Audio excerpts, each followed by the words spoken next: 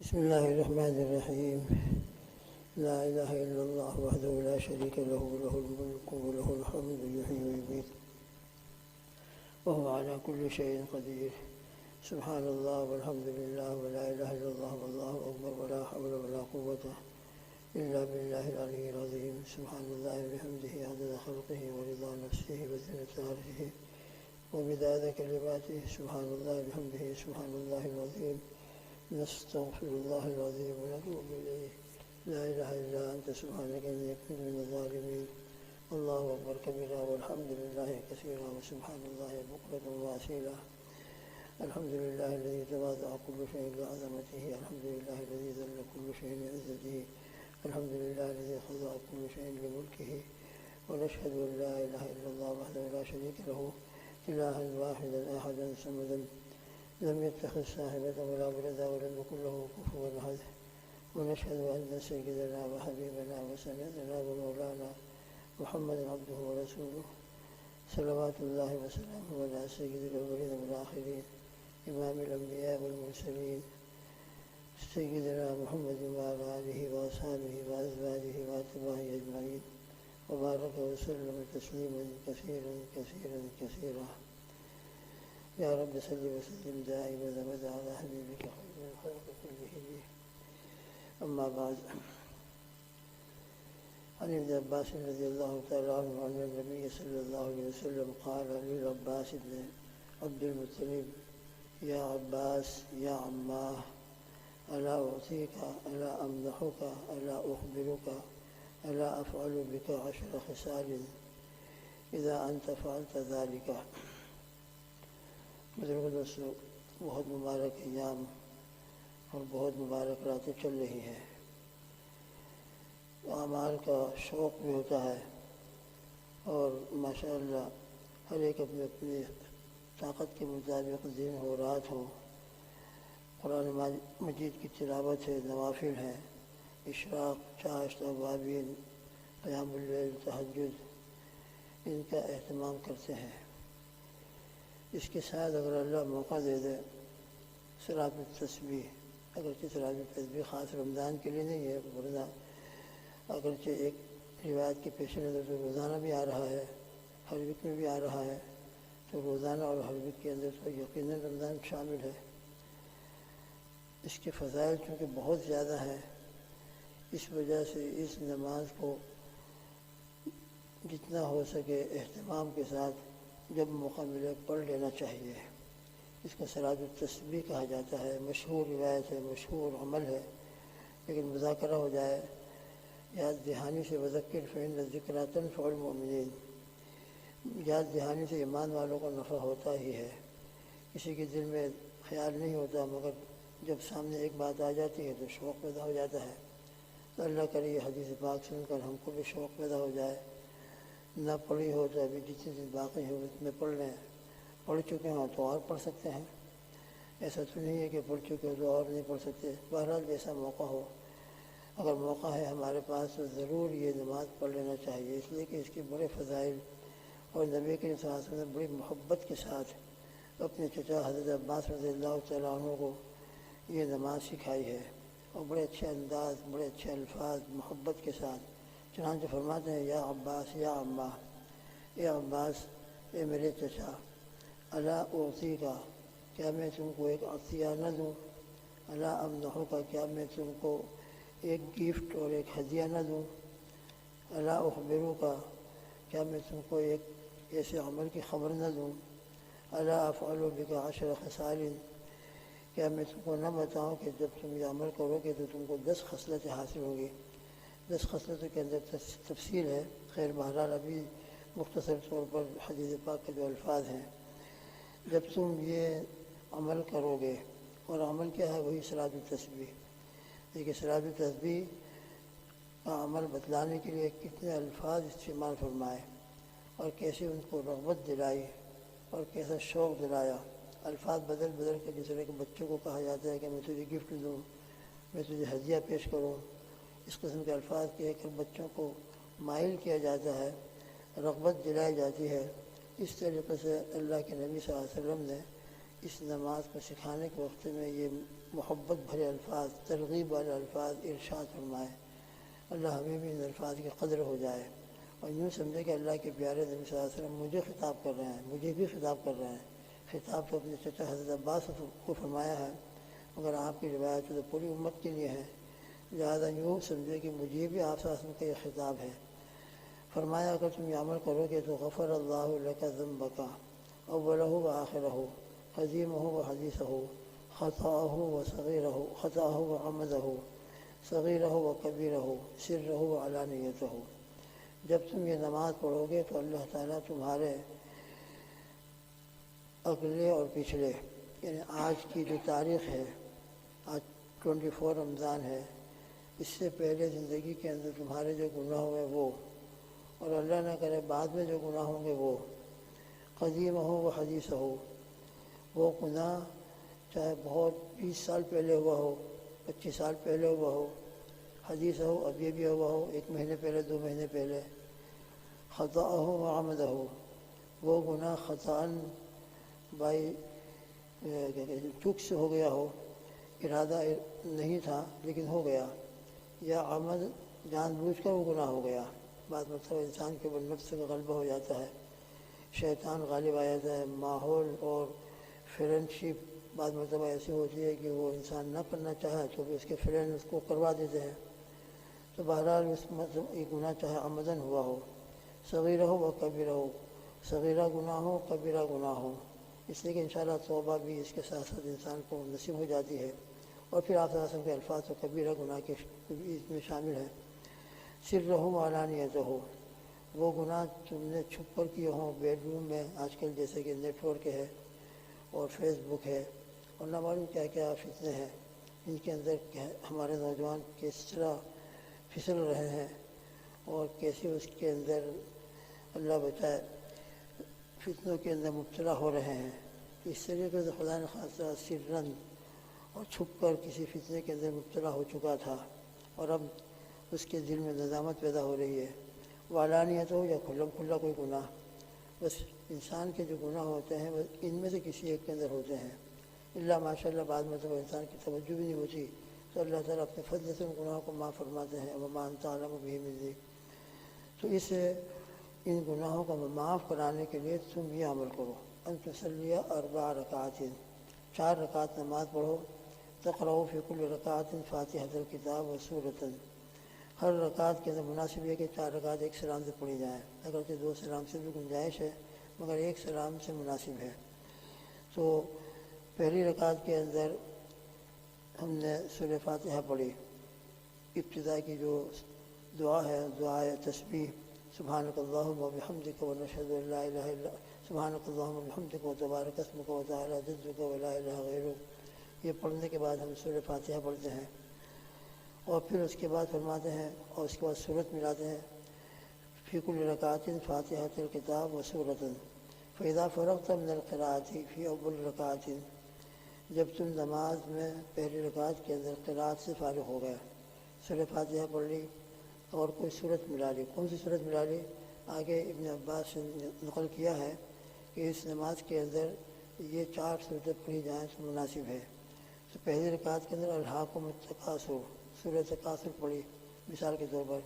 اب اس کے بعد فرماتے ہیں کہ ہم سورہ فاتحہ اور سورت پڑھنے کے بعد رکوع میں چلے جاتے ہیں، اس میں رکوع کے اندر نہیں جانا ہے بلکہ رکوع میں جانے سے پہلے یہ تسبیح وانت قائم قلتا، کھڑے ہونے کی حالت ہی کے اندر رکوع میں جانے سے پہلے تم یہ کلمات کہو، سبحان اللہ والحمد للہ ولا الہ الا اللہ واللہ اکبر، اس کو ہم تیسرا کلمہ کہتے ہیں، 15 مرتن، 15 مرتبہ، 15 ٹائم، 15 مرتبہ کہو۔ 15 مرتبہ پڑھنے کے لیے ہم کیا کریں گے، کس طرح اس کو شمار کریں؟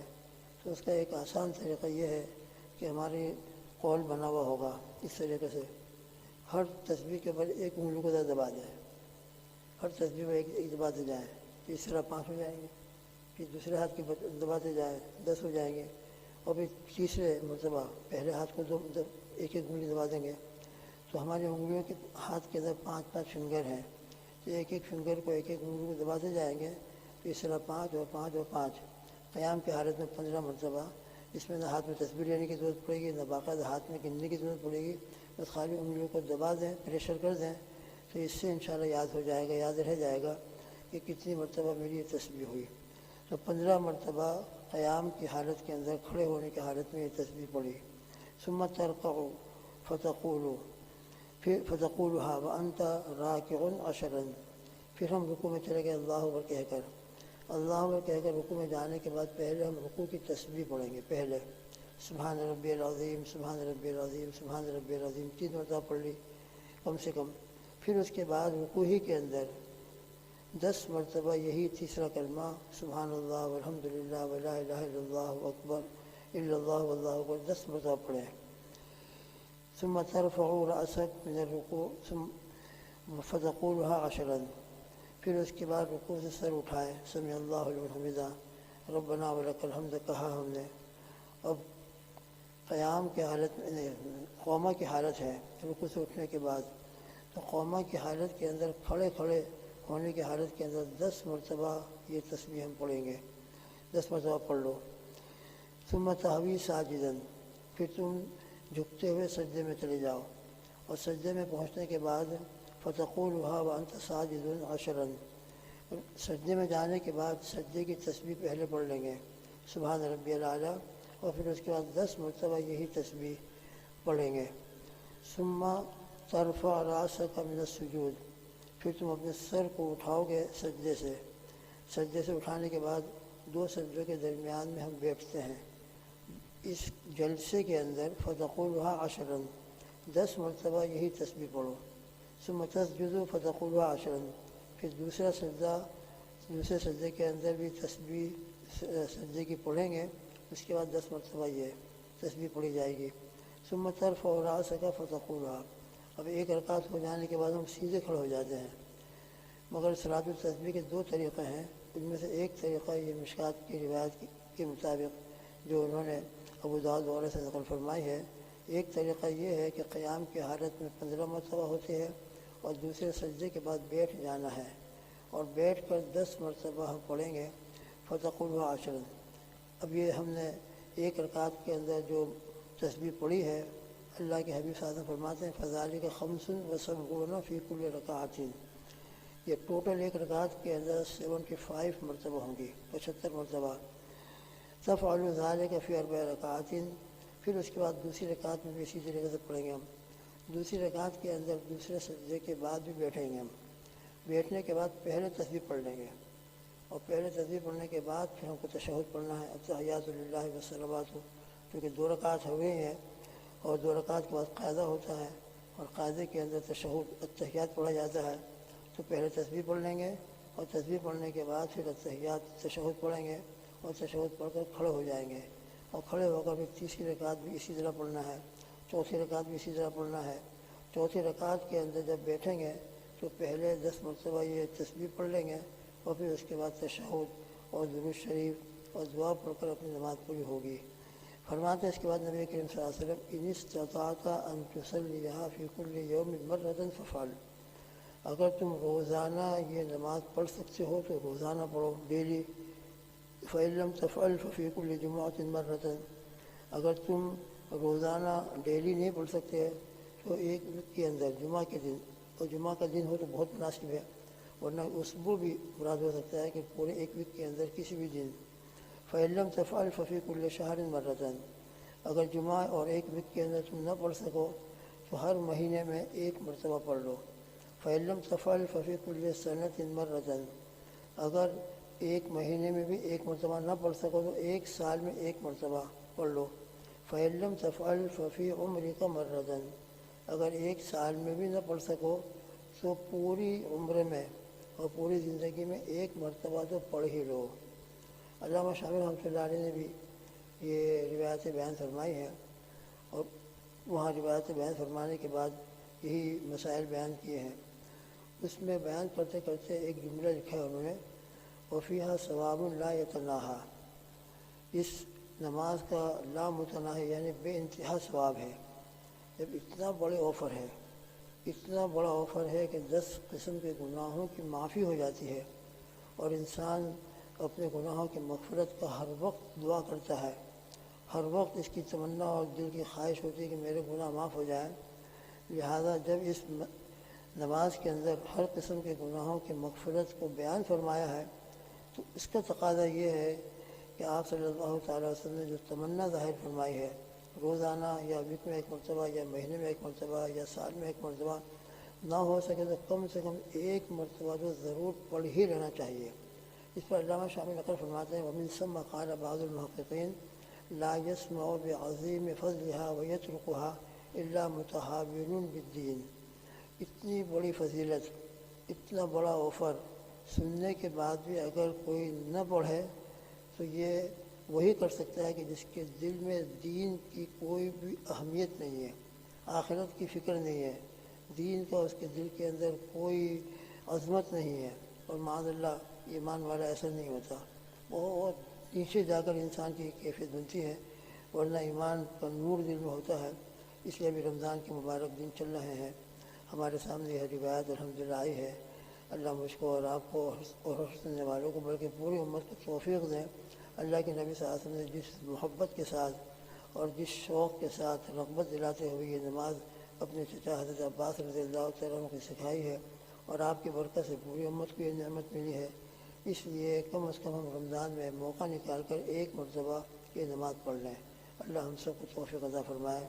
دن میں پڑھ لیں، رات میں پڑھ لیں، جب موقع ہو جب پڑھ لیں، جمعہ کے دن پڑھ لیں، چند دن باقی ہیں۔ ویسے بھی اگر جمعہ رمضان میں موقع نہ مل سکے تو رمضان کے بعد بھی پڑھ سکتے ہیں، یہ تو پوری زندگی اور پورے ہر مہینے کے اندر ہر دن کے اندر پڑھی جا سکتی ہے، لیکن رمضان کی ایک فضیلت ہوتی ہے، رمضان میں شوق ہوتا ہے، ذوق ہوتا ہے۔ اور ابھی اتفاق سے ہمارے بھائی بہت سارے گھر میں بھی ہیں اور گھر میں الحمدللہ ٹائم بھی ہے۔ اللہ مجھ کو اور آپ کو سب کو توفیق عطا فرمائے، لہٰذا یہ نماز ضرور ہم موقع نکال کر پڑھ لیں۔ اللہ ہم سب کو توفیق دیں۔ اللہ سے توفیق ہمیشہ مانگتے رہنا چاہیے، اللہ ہی کی توفیق سے ہوتا ہے، اور اللہ تعالیٰ کی توفیق کے بعد جب بندہ عمل کرتا ہے اور عمل کر کے پھر اللہ کا شکر ادا کرتا ہے کہ اللہ آپ کی توفیق سے الحمدللہ صلاۃ التسبیح پڑھ لی، آپ کی توفیق سے روزہ رکھ لیا، آپ کی توفیق سے اور آپ کی مدد سے الحمدللہ تراویح پڑھ لی، تو اللہ جل جلالہ و والہ اس جملے کے اوپر اور اس شکر کے اوپر بہت خوش ہوتے ہیں کہ دیکھو میرے بندے نے عمل کیا ہے لیکن اس کے دل کے اندر میری کتنی عظمت ہے، اور وہ اپنے عمل کو میری طرف منسوب کر کے یوں کہہ رہا ہے کہ اللہ آپ نے مدد فرمائی، آپ نے مجھ کو توفیق عطا فرمائی۔ تو اللہ رب العزت اس شکر کے اوپر بہت ہی زیادہ بندے سے راضی ہوتے ہیں، خوش ہوتے ہیں۔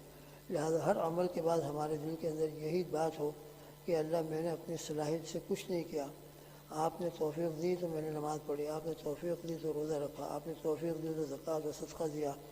بہرحال ہر عمل کے بعد ہمارے دل میں یہی تصور ہو تو اس سے الحمدللہ ایک طرح کی شکر والی کیفیت پیدا ہوگی، اور دوسرا یہ کہ جب انسان شکر ادا کرے گا تو شکر کی برکت سے پھر اس کے دل میں غرور فخر پیدا نہیں ہوگا، شیطان پھر اس کے اوپر غالب نہیں آ سکے گا، ورنہ شیطان تو ہمارے اعمال کو برباد کرنے کے لیے کسی نہ کسی طریقے سے ہمارے اندر تکبرائی، غرور، فخر، عجب پیدا کرنا چاہتا ہے۔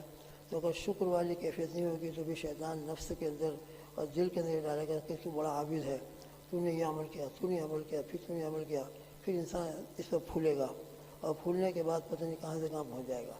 اس لیے شکر کرنے کی برکت سے شیطان پھر اس پر غالب نہیں آ سکے گا، نفس کا غلبہ نہیں ہو سکے گا۔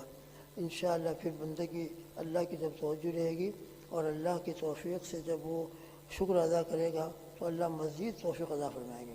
اس لیے کہ اللہ کا وعدہ ہے شکر کے اوپر، جس عمل کے اوپر بھی، جس نعمت کے اوپر بھی انسان اللہ کا شکر ادا کرتا ہے اللہ تعالیٰ اس عمل میں برکت عطا فرماتے ہیں، اضافہ و زیادتی فرماتے ہیں۔ لہذا ہر عمل کے بعد ہمارے دل میں یہی کیفیت ہو، شکر کے جذبات ہوں اور اللہ کا شکر ادا کر رہے ہوں، تو اللہ کا کرم احسان ہے کہ انہوں نے ایمان دیا، رمضان کا مبارک مہینہ دیا اور ہمیں روزہ رکھنے کی توفیق عطا فرمایا، روزوں کو آسان فرمایا، قیام اللیل کو آسان فرمایا، اور اللہ سے ہم یہ بھی دعا کرتے ہیں کہ اللہ اس نماز کے لیے ہم کو توفیق دے دیں، اور مزید جو باقی دن ہے لیلۃ القدر ہم کو عطا فرما دیں، وغیرہ وغیرہ برکتوں سے مالا مال فرمائے۔ رمضان کے اندر جو جہنم سے لوگ آزاد کیے جاتے ہیں، جہنم کے قیدی آزاد کیے جاتے ہیں، تو ہم بھی جہنم کے قیدی ہیں، اللہ ہم کو اپنی رحمت سے اس قید سے آزاد فرما دے، اور جہنم سے آزادی عطا فرما کر اپنی رضا عطا فرما کر محض اپنے فضل سے جنت نصیب فرما دے۔ لا الہ الا اللہ، لا الہ الا اللہ، لا الہ الا اللہ۔ نستغفر الله نستغفر الله نستغفر الله. نسألك الجنة ونعوذ بك من النار. نسألك الجنة ونعوذ بك من النار. نسألك الجنة ونعوذ بك من النار. اللهم آمين. سبحان الله وبحمده سبحانك اللهم وبحمدك ونشهد أن لا إله إلا أنت نستغفرك ونتوب إليك. وصلى الله تعالى على خير خلقه محمد وآله وأصحابه وأزواجه أجمعين. سبحان ربك رب العزة عما يصفون وسلام على المرسلين والحمد لله رب العالمين برحمتك يا أرحم الراحمين.